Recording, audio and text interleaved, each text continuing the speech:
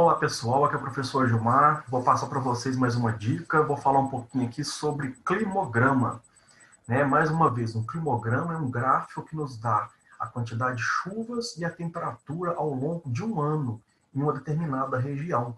No caso aqui, é um climograma da cidade de Uaupés, no Amazonas. Então, vocês vão observar aqui ó, que do lado esquerdo nós temos a quantidade de chuvas em milímetros.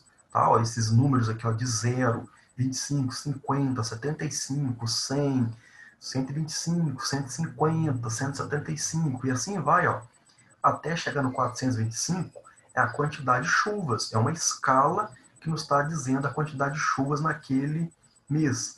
Vamos olhar aqui, por exemplo, no mês de janeiro. Choveu quanto em janeiro? Quase 300 milímetros que choveu lá na região de Uaupés, no Amazonas. Qual que foi a temperatura? A temperatura ficou em torno, a temperatura é essa linha contínua verde.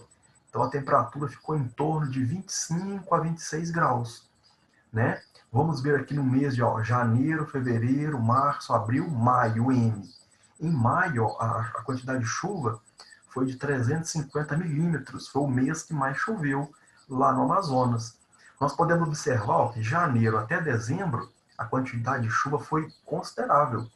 Que só que nesses meses de agosto, setembro, outubro, que choveu menos. Mas é uma quantidade de chuva considerável, em torno de 200 milímetros de chuva. E desse outro lado aqui da direita, nós temos a quantidade de temperatura, uma escala de temperatura, de 14 indo até 31 graus, ok? Então fiquem atentos a climogramas. Ele quer saber aqui, ó, identifique o seu respectivo clima. É um clima tropical, equatorial, semiárido, polar ou subtropical? Subtropical é um clima típico da região sul do Brasil.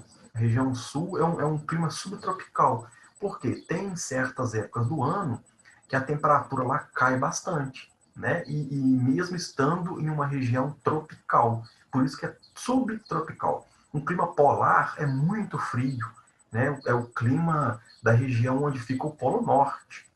Um clima semiárido é um clima que chove muito pouco, temperaturas elevadas e pouca chuva.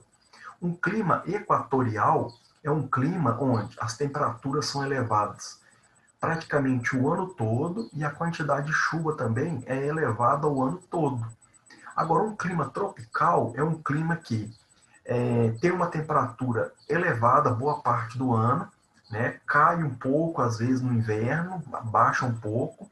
A chuva ela fica escassa uma certa época e chove bastante, na parte chuvosa, na época do verão. No caso, nós aqui, nós estamos numa época de muita chuva e calor elevado.